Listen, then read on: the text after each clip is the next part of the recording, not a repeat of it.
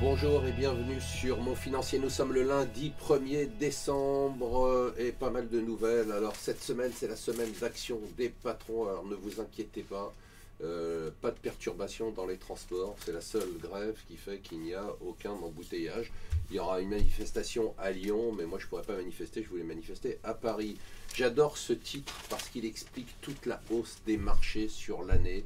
With no good alternative stock rally, c'est-à-dire que comme faute de mieux, eh bien les actions continuent à monter parce qu'il n'y a pas d'alternative. Par contre, ce qui baisse, c'est le pétrole. Ça, c'est vraiment la cata, c'est la chute libre. On continue à baisser encore ce matin.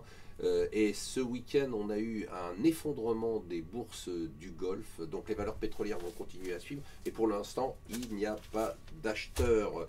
Deux titres à la une du Financial Times. D'abord PIMCO, l'exode continue. Vous savez, depuis que Bill Gross, le patron légendaire de cette firme de gestion, a quitté la boîte, eh bien l'argent s'en va.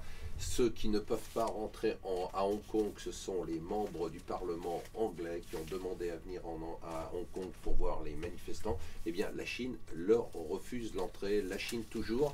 On ne comprend pas ce qu'ils foutent à se battre pour ce Club Med qui perd de l'argent tous les trimestres.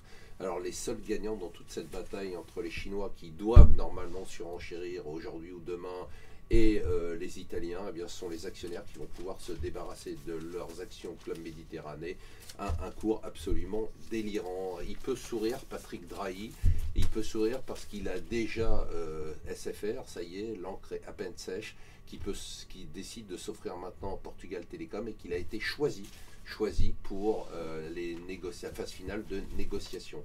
Voilà, moi j'ai une cheminée, et bien je n'aurai plus le droit de faire de feu de cheminée à partir du 1er janvier. Bientôt, il faudra demander une autorisation pour aller faire pipi.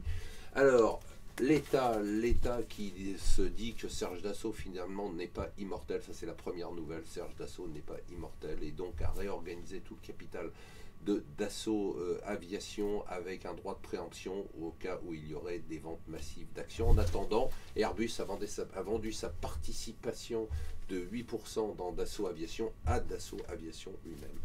Et enfin, le Parisien Économie qui nous dit, voilà, l'avenir, ce sont les seniors. Si vous voulez monter des startups, arrêtez avec vos applis pour aller draguer la fille du coin.